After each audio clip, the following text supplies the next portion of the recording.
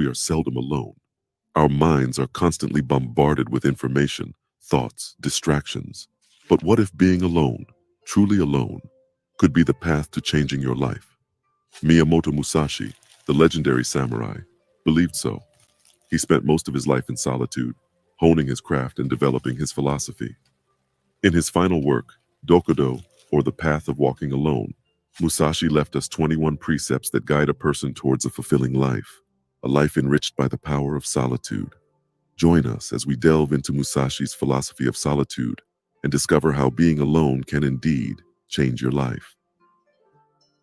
Before we dive into the profound thoughts he left behind, let's first delve into who Miyamoto Musashi was. A revered figure, a ronin, a roving samurai without a lord, Musashi was born in 1584 in a Japan torn apart by civil wars. His prowess with the sword was unparalleled, but it was his profound wisdom that continues to inspire us centuries later. He was an artist, a philosopher, and most famously, a swordsman who won over 60 duels, many of them to the death. But his journey was far from a trail of endless violence. It was a path that led to deep introspection and wisdom. Musashi's life was marked by a relentless pursuit of mastery over self, through discipline, dedication, and crucially, solitude. Musashi's solitude wasn't about a monk-like existence away from society. It was about mental solitude, a self-imposed state of mind where the chatter of the external world was muted. He advocated introspection and a clear mind free from distractions as the path to self-improvement. This understanding was encapsulated in his Dokudo, which translates to the path of walking alone. Through these precepts, he provided guidance on how to live without fear, regret, or distraction, and the importance of being true to oneself. Let's now delve into these teachings and unravel how embracing solitude can significantly alter our lives.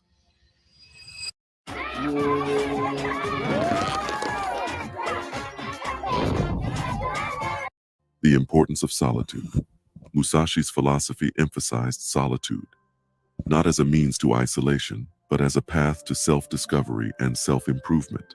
He believed that solitude allowed him to sharpen his mind and body without distraction, honing his skills and understanding himself at a deeper level. In the silence and peace of solitude, he found clarity, freed from the influence and judgment of others. It was an opportunity for him to learn, grow, and come to terms with his own strengths and weaknesses, without the external noise that often clouds our judgment and self-perception. Musashi wrote, "Think lightly of yourself and deeply of the world." He urged people to turn their focus outward, to observe, learn, and understand the world around them while maintaining a humble sense of self. It's about removing ego and opening oneself to the vast knowledge the world has to offer. This humble self-awareness, coupled with a profound understanding of the world, forges a formidable path towards self-improvement and personal growth. But how can we apply these ancient teachings to our modern lives? Let's delve into practical ways to walk our own path of solitude, guided by Musashi's wisdom. The lessons Musashi gleaned from solitude are not just applicable to the life of a samurai, but can be carried into our lives today, centuries later. He formulated these insights into the Dokudo, also known as the Path of Aloneness, or the Way to Go Forth Alone, a short work written a week before his death. One of the lessons Musashi teaches us is the value of self-reliance. He states in the Dokudo, "Do not seek pleasure for its own sake."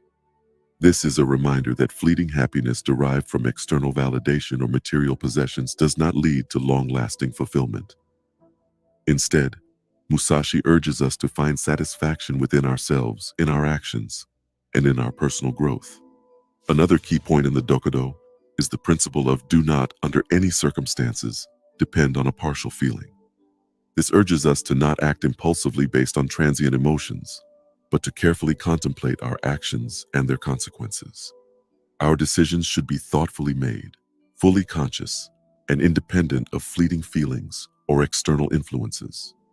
Furthermore, Musashi highlights the importance of being unattached to physical and temporal things. In the Dokudo, he advises, do not hold on to possessions you no longer need. This counsel to let go of unnecessary attachments isn't just about material possessions. It also extends to relationships, habits, and thoughts that no longer serve us. It's a lesson in decluttering our lives, physically and mentally, creating more room for growth and transformation. In another precept, he states, "Do not fear death." This is not a call to be reckless, but an encouragement to live fully and fearlessly, with the understanding that death is a part of life. It's a prompt to live each day as if it were your last, cherishing every moment and taking opportunities as they come. And lastly, he urges us to be detached from desire your whole life long. This teaches us to free ourselves from the constant yearning for more that often leads to dissatisfaction and unhappiness. It's about learning to be content with what we have while still striving for self-improvement. These are just a few of the principles Musashi left us in his Dokudo. They provide us with a roadmap for navigating life, highlighting the value of introspection, self-reliance, thoughtful decision-making, and detachment from the superfluous. Today's world is vastly different from Musashi's time. We're constantly connected, with technology tying us together more closely than ever before. But while these connections can bring us closer, they can also prevent us from truly being alone, from experiencing solitude in its fullness. Yet, as Musashi emphasized, solitude holds immense value for personal growth and self-understanding. So how can we implement Musashi's lessons on solitude in our interconnected world? Firstly, we can practice solitude by regularly taking time away from the hustle and bustle of daily life. This could be through daily periods of silence and solitude, be it through meditation, walks in nature, or simply sitting quietly in a room. During these times, allow yourself to think, reflect, and just be. Secondly, consider practicing digital detoxing. Setting aside designated times each day to disconnect from our devices can provide us with much-needed space for self-reflection and inner peace. It's a way of asserting our independence from the constant demands for our attention and creating space for solitude. Thirdly, solitude is about more than physical aloneness. It's also about mental and emotional aloneness. This means learning to detach ourselves from the need for approval, the urge to compare ourselves to others, and the desire to conform. It's about learning to stand firm in our beliefs and decisions even if they go against the crowd. Lastly, make solitude a priority. Treat it as an essential part of your self-care routine, something non-negotiable. See it not as a luxury, but as a necessity for personal growth and self-understanding. The world may be different from Musashi's time, but the lessons he learned in solitude are timeless. By incorporating these principles into our lives, we can learn to not just be alone, but to thrive in aloneness, finding peace and fulfillment within ourselves. Addressing the challenges. Embracing solitude isn't always easy. It often goes against our instincts for connection and social interaction. We can even fear solitude, associating it with loneliness, isolation, or rejection. And in our connected world, choosing solitude can feel counterintuitive, even counterproductive. Firstly, it's essential to differentiate between solitude and loneliness. Loneliness is a state of emotional distress, a sense of being socially isolated or cut off. It's an unwanted state, a feeling of disconnection. Solitude, on the other hand, is being alone without feeling lonely. It's a positive and constructive state of engagement with oneself. Secondly, realize that solitude isn't an all or nothing concept. You don't have to retreat into a cave or live as a hermit to experience solitude. Instead, it's about finding balance. It's about incorporating periods of quiet, introspective alone time into your daily life. Thirdly, remember that solitude requires intentionality. It's a conscious choice, a deliberate act. It's about making time for yourself, for your thoughts and reflections. Lastly, embrace the discomfort that can come with solitude. This discomfort can be a sign of growth, a sign that you're challenging yourself, pushing your boundaries, and stepping out of your comfort zone. Musashi understood the challenges of embracing solitude, yet he also recognized its benefits. Through his life and his teachings, he gives us a blueprint for overcoming these challenges and harnessing the transformative power of solitude. The journey through the life and teachings of Miyamoto Musashi is a powerful reminder of the significance of solitude in personal growth and self-realization. The path to self-mastery often requires walking alone. The journey may not be easy, but it is undoubtedly rewarding. And perhaps, as Musashi did, you too will discover that being alone can indeed change your life. Thanks for watching. If you found value in this video, Please like, share, and subscribe for more.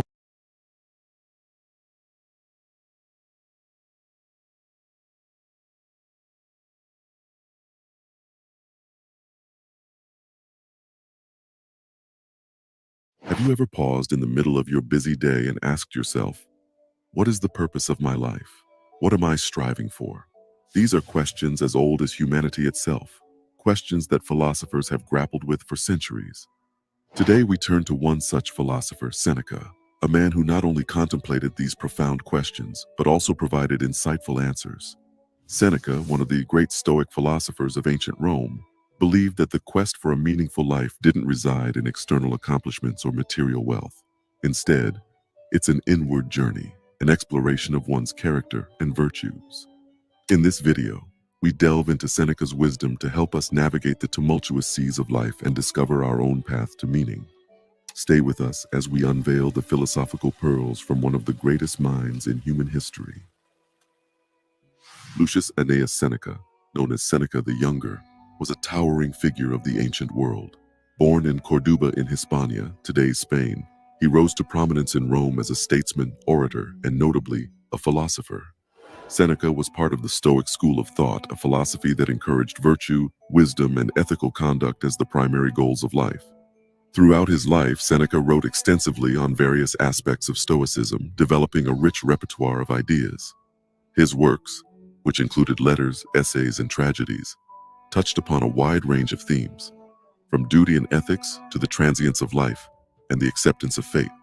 But perhaps one of his most profound contributions lay in his perspectives on life's purpose and meaning.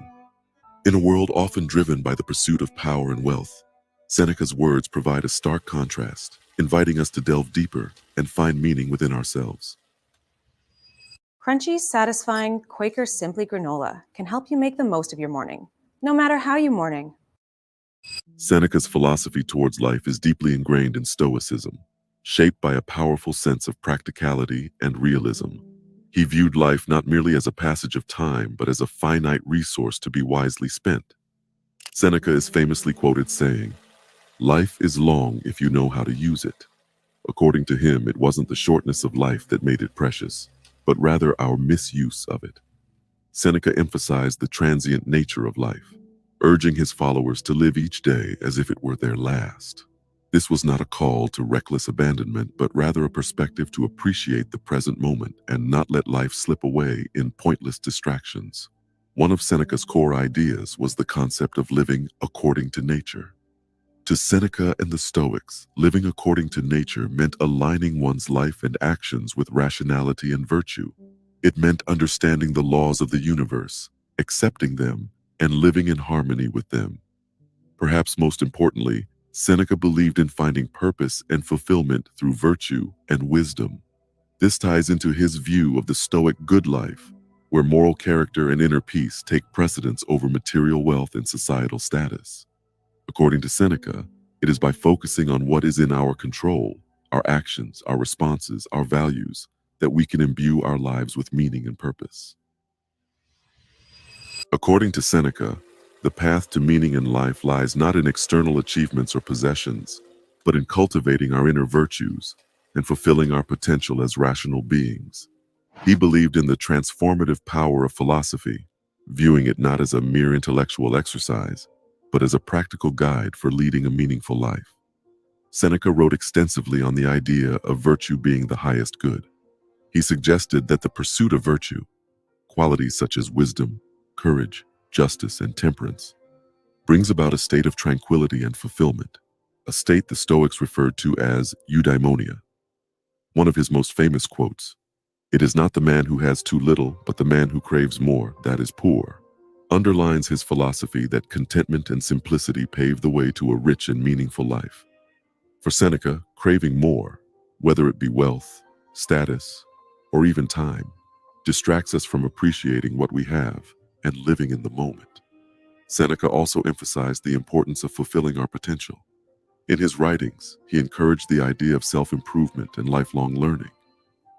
He believed that each of us has unique strengths and talents, and it is our duty to nurture and utilize them to contribute to the common good. And finally, Seneca advocated for contributing to the common good as a path to a meaningful life. He urged individuals to act not only for their benefit, but for the benefit of society at large. This sense of connectedness and contribution, according to Seneca, was instrumental in deriving a sense of purpose and fulfillment in life.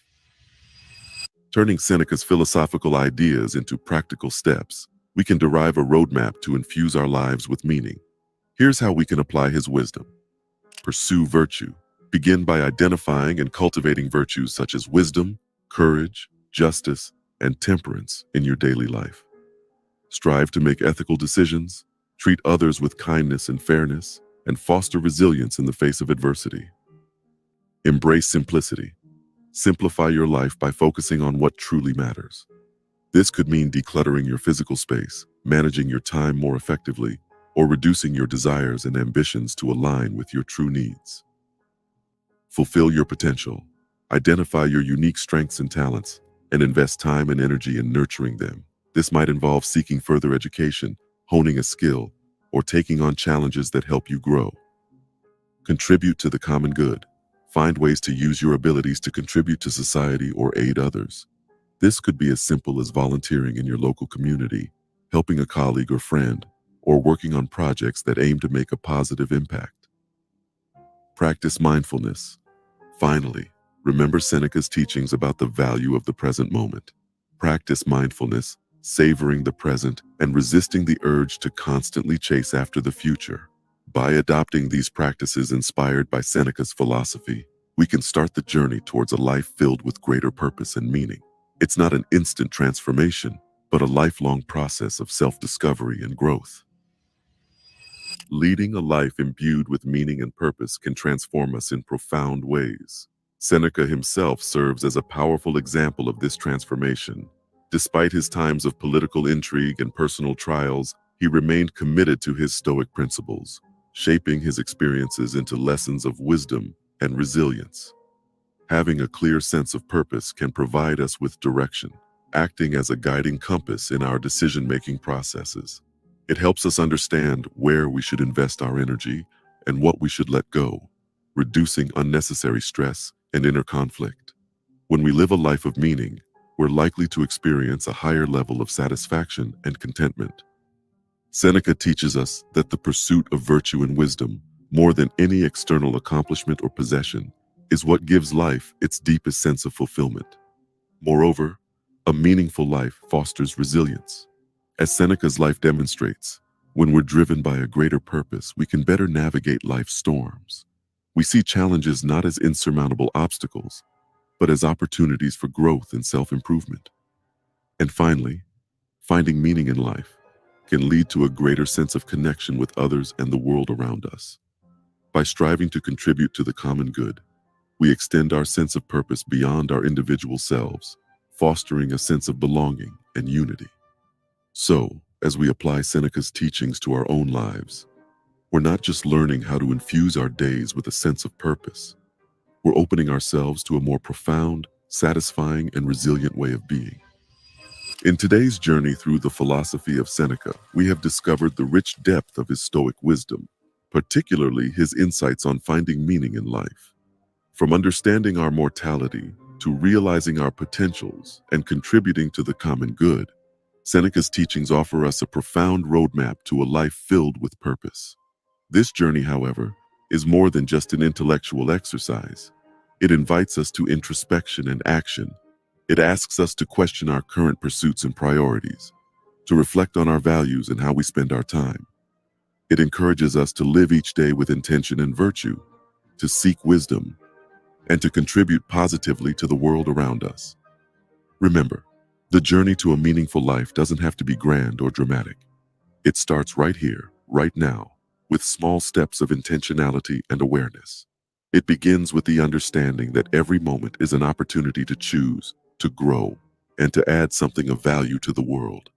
As Seneca once wrote, "As long as you live, keep learning how to live." And in this constant learning, in this intentional approach to living, we find not just the meaning of life, but the beauty and joy of it too. So, I invite you to ponder on Seneca's philosophy, to reflect on its relevance to your own life. I encourage you to take up the journey of a meaningful life and embrace the transformative power it holds. Thank you for joining me on this exploration of Seneca's philosophy. Until next time, keep seeking, keep questioning, and keep growing.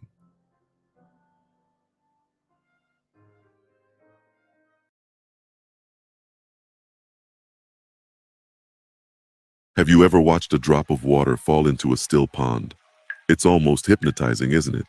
But what if I told you that this simple, elegant act of nature encapsulates a philosophy so profound, it has the potential to transform your life completely? This is the philosophy of the legendary Bruce Lee, an accomplished martial artist, a revered actor, but above all, a philosopher whose teachings transcended the realm of martial arts to delve into the very essence of life itself. Now you put water into a cup, it becomes the cup. You put water into a bottle, it becomes the bottle. You put it in a teapot, it becomes the teapot. Now water can flow or it can crash. Be water, my friend. Lee's iconic phrase, "Be water, my friend," carries more depth than what meets the eye. This powerful metaphor wasn't merely about adapting in a fight.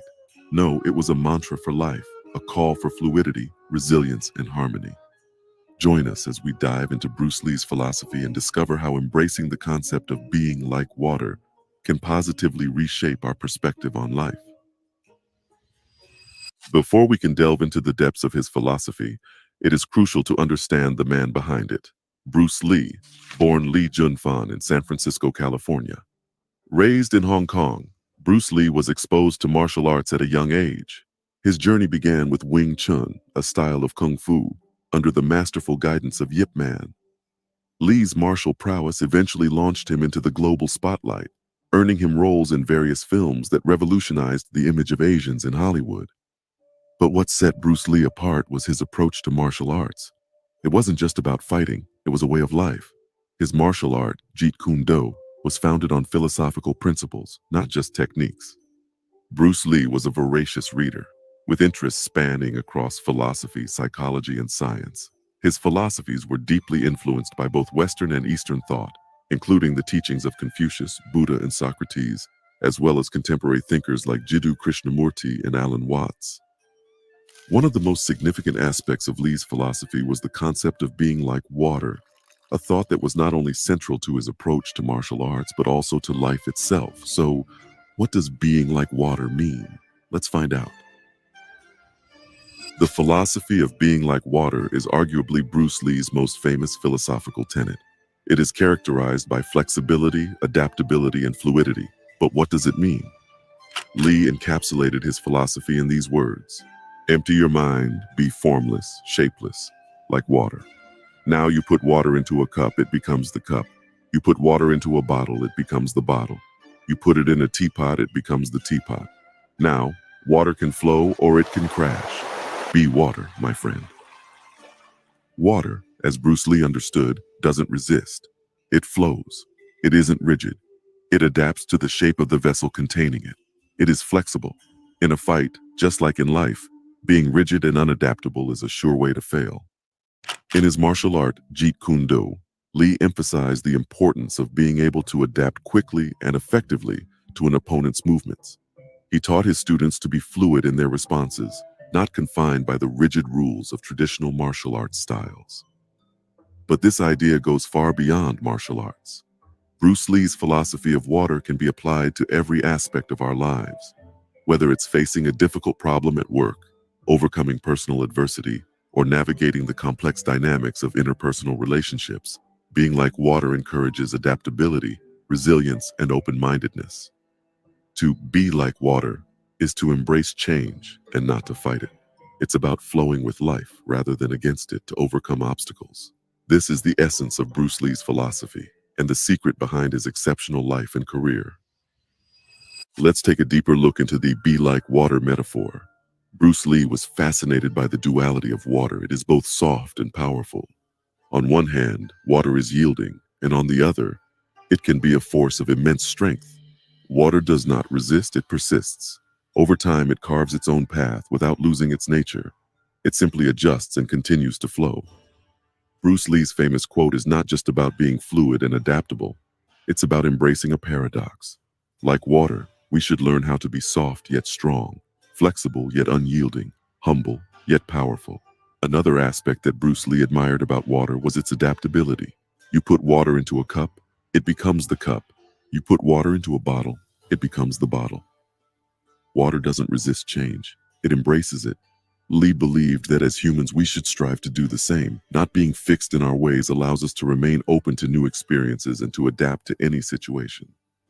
So, when Bruce Lee said, "Be water, my friend," he was really telling us to be adaptable, to be flexible, and to remain true to ourselves while flowing with the tide of life, just like water does. This is a powerful way to approach both the challenges and opportunities we encounter every day.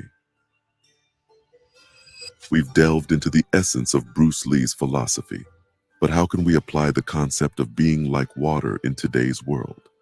It's simpler than you might think. Take problem solving, for example.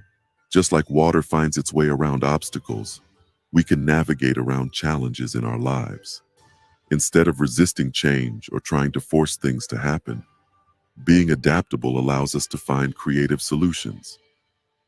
In relationships, being like water means having the strength to support and the flexibility to adapt. It's about being able to listen, understand, and flow with others' emotions without losing our own shape. And when it comes to personal growth, Bruce Lee's philosophy teaches us to be both persistent and patient. Just as water can carve a canyon, we too can achieve great things if we stay consistent and give it time. Finally, in our fast-paced modern world, Bruce Lee's philosophy reminds us of the importance of stillness. Just as water can be calm and reflective, we too can find clarity in quiet moments. Bruce Lee's Be Like Water philosophy is a timeless piece of wisdom that can guide us in many areas of life. It's a call to stay flexible, adaptable, and true to ourselves no matter what life throws our way. Bruce Lee's Be Like Water philosophy is not only a martial arts principle, it's also a recipe for personal development. His wisdom has transcended the borders of the dojo and found its way into the realm of self-improvement and personal growth. The fluidity of water represents resilience, the capacity to recover quickly from difficulties. Just as water returns to its calm state after disruption, we too can learn to bounce back from adversity with grace and composure. Embodying Bruce Lee's philosophy also means embracing adaptability. Just as water takes the shape of the vessel containing it, we can learn to adapt to different situations, making the best of what life hands us. Moreover, water is a symbol of emotional intelligence in Bruce Lee's philosophy. Water is clear and transparent, reflecting everything without distortion. This aligns with the idea of being aware and understanding of our emotions as well as those of others, without judgment. By adopting the Be Like Water philosophy, we can strive towards becoming more resilient, adaptable, and emotionally intelligent individuals. The wisdom of Bruce Lee, thus, continues to inspire and guide personal growth in the modern world. Bruce Lee, while known for his martial arts prowess, also left behind a profound philosophy that we can all learn from. His Be Like Water principle encourages us to embrace adaptability, resilience, and emotional intelligence. Just as water is flexible yet strong, calm yet powerful, we too can cultivate these qualities within ourselves. We can learn to adapt to life's many challenges, to recover from setbacks with grace, and to understand our own emotions as well as those of others. So whether in the face of personal hurdles or the larger challenges of our times, let us remember to be like water. As Bruce Lee showed us, it is not just a martial arts philosophy, but a way of life. Thank you for watching. If you found value in this video, please like, share, and subscribe for more insightful content. Remember to embrace the flow of life, and as always, keep seeking wisdom.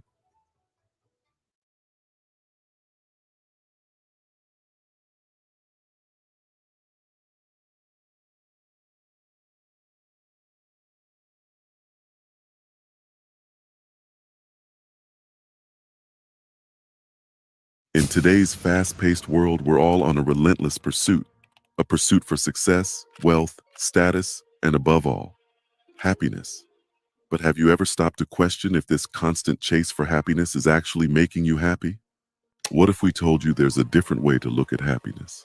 A way that doesn't involve running an endless race, but instead, cultivating an inner sense of peace and contentment.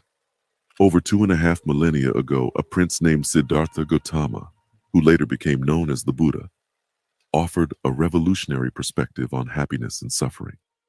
This ancient wisdom feels surprisingly relevant today. Join us as we delve into Buddha's teachings and explore why chasing happiness, according to him, might lead to suffering. Siddhartha Gautama, also known as the Buddha, lived in the northeastern part of Indian subcontinent, what is today's Nepal and India, around the 5th to 4th century BC. He was born into a royal family, but the luxuries of his early life could not shield him from the realities of human suffering. Siddhartha was deeply moved by his first encounters with old age, sickness, and death. It was then that he realized that material wealth and worldly pleasures were transient and could not provide lasting happiness. This realization prompted Siddhartha to leave his royal life behind in search of truth and understanding. After years of rigorous practice and meditation, he achieved a profound understanding of life and existence, thus attaining enlightenment. He became known as the Buddha, or the Awakened One, and spent the remainder of his life sharing his teachings, which formed the basis of Buddhism. At the heart of Buddha's teachings lies an insightful perspective on the nature of happiness and suffering, one that urges us to shift our focus from the external world to the inner self. In Buddhism, true happiness is not associated with fleeting moments of joy or temporary pleasures, as we often perceive in the modern world. Instead, it's seen as a deep state of peace and contentment that comes from within.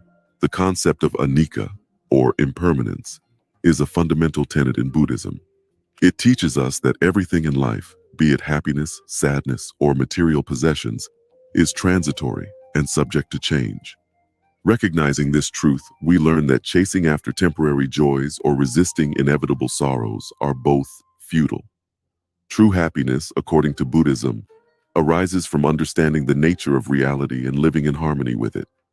It's achieved not through pursuit, but through acceptance, mindfulness, and developing a compassionate attitude towards oneself and others.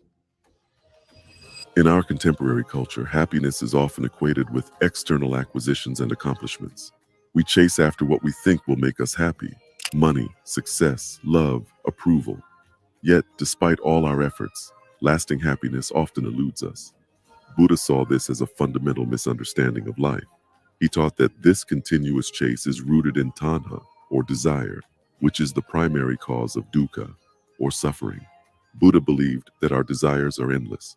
The more we satisfy them, the more they grow. This insatiable craving keeps us trapped in a cycle of pleasure and pain, happiness and suffering. Instead of chasing happiness, Buddhism advises us to understand the transient nature of our desires and to let go of our attachments to them. This, Buddha taught, is the path towards true happiness and liberation from suffering. The first noble truth is the acknowledgement of suffering. In life, suffering is an inevitable reality that we all experience, but the Buddha didn't stop there. The second noble truth identifies the cause of this suffering: our attachments, our cravings for pleasure, our aversion to pain, and even our attachment to life itself all lead to suffering. This leads us to the third noble truth. It's a beacon of hope in what might seem like a grim perspective. The cessation of suffering is attainable. When we let go of our attachments, we can escape the cycle of desire and dissatisfaction. This understanding of suffering and happiness forms the basis of Buddha's teachings, revealing how our chase for happiness can often lead us to the exact opposite. Rather than desperately pursuing fleeting pleasures or engaging in severe asceticism, Buddhism advocates a middle way, a path of moderation that avoids these extremes. This path invites us to be fully present in each moment, embracing life as it is without constant craving or aversion. In Buddhism, mindfulness plays a crucial role. It's about being aware of our thoughts, feelings, and actions in the present moment, without judgment or distraction. Mindfulness helps us recognize and break free from habitual patterns that lead to suffering. The middle way encourages us to find contentment in the here and now, rather than constantly looking to the future for happiness. It invites us to develop a deep appreciation for life in all its facets, instead of clinging to what we perceive as happy moments and rejecting the rest. In essence, the Buddhist approach to happiness is not about relentlessly chasing it. Instead, it's about cultivating inner peace, understanding, and compassion. It's about letting go of attachments and living fully in the present moment. Adopting Buddha's teachings in our modern, fast-paced world can seem daunting, but with a mindful approach, we can make profound changes in our perception of happiness and, consequently, our life. One practical way of integrating Buddha's teachings is through practicing mindfulness in our daily activities. Whether it's being present while eating, working, or interacting with others, mindfulness can help us appreciate the present moment and detach from the endless chase of fleeting pleasures. Another key practice is meditation. Regular meditation can help us cultivate a sense of inner peace, irrespective of external circumstances. It allows us to observe our thoughts and emotions without judgment or attachment, helping us understand the transient nature of our experiences. The practice of non-attachment is another significant aspect. It doesn't mean avoiding or suppressing emotions, but rather acknowledging them and letting them flow without clinging. It's about accepting the ebb and flow of life, recognizing that both pleasant and unpleasant experiences are part of our human existence. These practices help cultivate a more balanced life, where happiness is not something to chase, but arises naturally from within. They encourage us to accept life as it is, finding peace and contentment in the here and now, instead of constant yearning for an idealized future. The ceaseless pursuit of transient happiness only leads us further from the contentment we seek. Instead, recognizing the impermanent nature of life, embracing the present moment, and walking the middle way, we can uncover a deeper, more enduring sense of joy. Life will always have its highs and lows, and it's natural for us to desire pleasure and avoid pain. But in understanding that these states are temporary and not a reflection of our worth or happiness, we can navigate life's waves with grace and resilience. Buddha's teachings offer a refreshing perspective on happiness, one that challenges the frenzied chase for pleasure prevalent in our modern societies. His wisdom encourages us to slow down, be present, and cultivate an inner peace that isn't swayed by external circumstances. Whether you identify as a Buddhist or not, these teachings carry universal truths that can enlighten our paths and reshape our understanding of happiness. So, as you move forward, I encourage you to reflect on your own perceptions and pursuits of happiness. Are there ways you can embrace the present more fully? Can you let go of attachments that might be causing more harm than good? Remember, the journey towards true happiness is not a race. It's a personal journey of self-discovery, mindfulness, and deep understanding. Just as the lotus blooms from the mud, our joy blossoms from understanding and transcending our suffering. Thank you for joining us on this exploration of Buddha's philosophy. If these concepts resonated with you, consider delving deeper into Buddhism. It's not just a religion, but a philosophy, a way of life that might hold the answers you've been seeking. Until next time, remember, don't chase happiness. Let it find.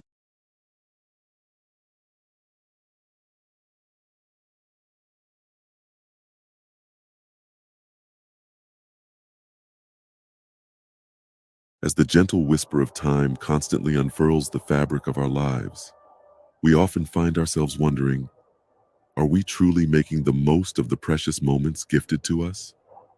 Welcome, truth seekers, to a journey of self-discovery and discipline. Today, we delve into the profound wisdom of Miyamoto Musashi, the legendary samurai, to unravel the secrets of a life well lived, a life free from wasteful distractions.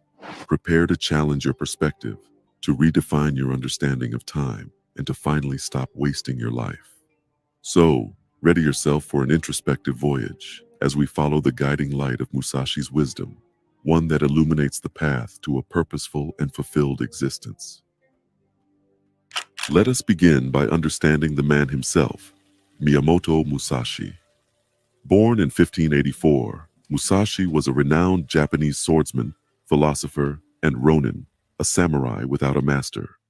His life was dedicated to mastering the art of combat and swordsmanship, but his teachings extended far beyond the battlefield. He authored The Book of Five Rings, a text on kenjutsu, martial arts, and philosophy, still studied and admired today for its profound wisdom. At the heart of Musashi's philosophy is an unwavering commitment to the present, an understanding that every moment is an irreplaceable jewel.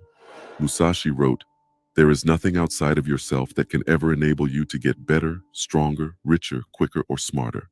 Everything is within. Seek nothing outside of yourself."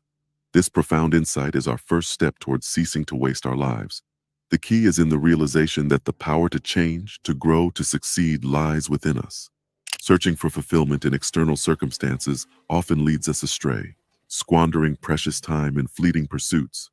Musashi urges us to look inward, tapping into our inherent potential, and finding the power to change our circumstances from within.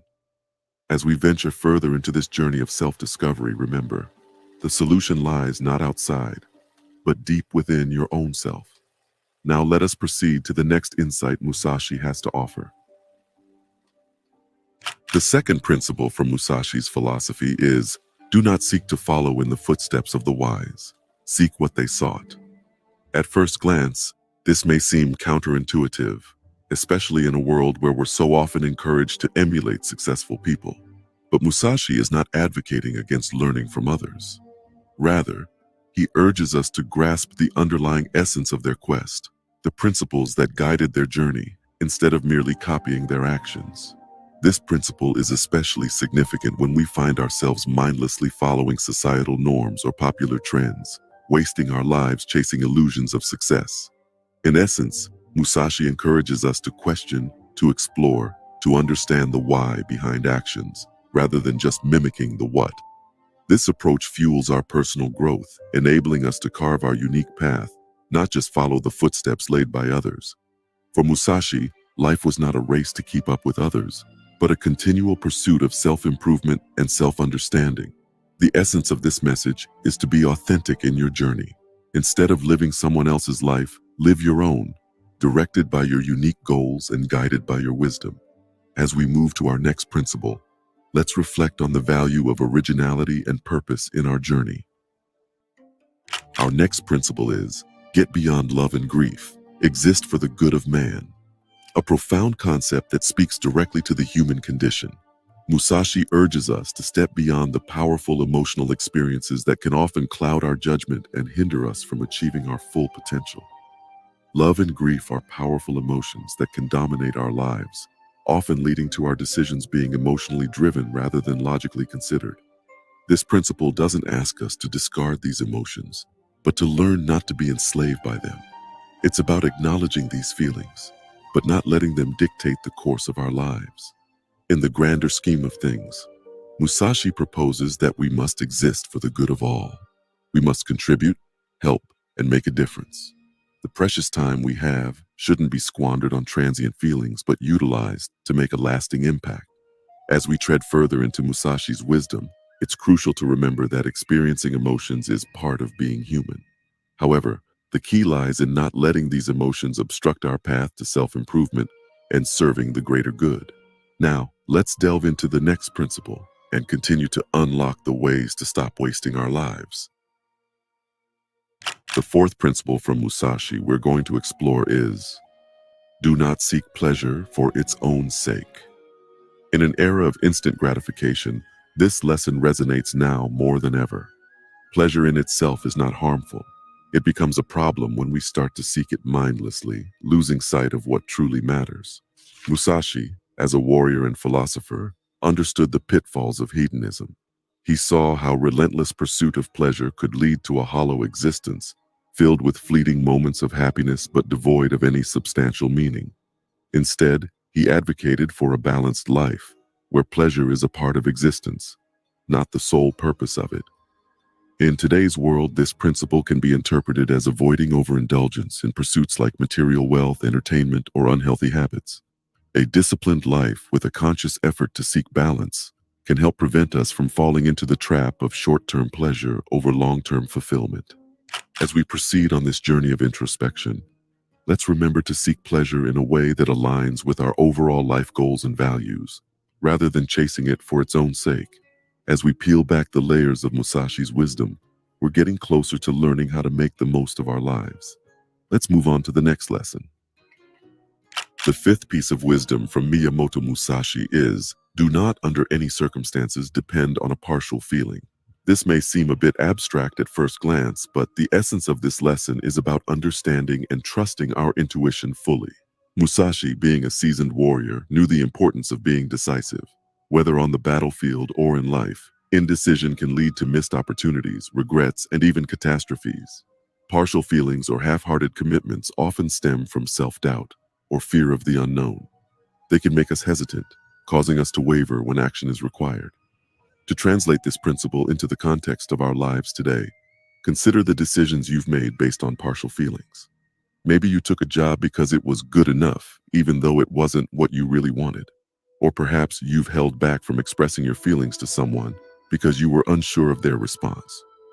The lesson here is to not allow partial feelings to direct our life's course.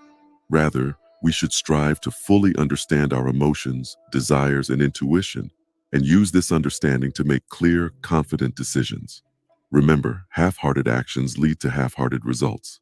As we continue our exploration of Musashi's wisdom, let's strive to apply this principle in our lives. Up next, we delve into another profound lesson from this legendary samurai. Our final journey into Musashi's teachings leads us to this potent advice. In all things, have no preferences. This idea calls us to approach life with openness, flexibility, and equanimity. Musashi, who faced numerous life or death situations, knew the danger of becoming attached to a single outcome or method. He realized that being adaptable and open-minded was a key factor in his survival and success. This principle, however, is not promoting indifference or passivity. Instead, it's about freeing ourselves from the constraints of our personal biases and preferences. It's about viewing life with a wide lens, ready to welcome and adapt to any situation. How many times have we missed opportunities because they didn't align with our preconceived notions or expectations? How often have we struggled against change, insisting on our comfort zones? By having no preferences, we can embrace life as it unfolds, making the most out of every situation, be it pleasant or challenging. As we conclude this exploration into Musashi's wisdom, let's keep in mind that stopping the waste of our life is not an overnight process. It requires continuous reflection, conscious decisions, and active practice. We must embrace life with passion, sincerity, decisiveness, and openness, continuously learning and growing along the way. In closing, we hope these lessons from Miyamoto Musashi will guide you on your journey towards a life of greater purpose, fulfillment, and wisdom. Thank you for joining us on this exploration of life and philosophy. Stay tuned for more enlightening discussions in the future.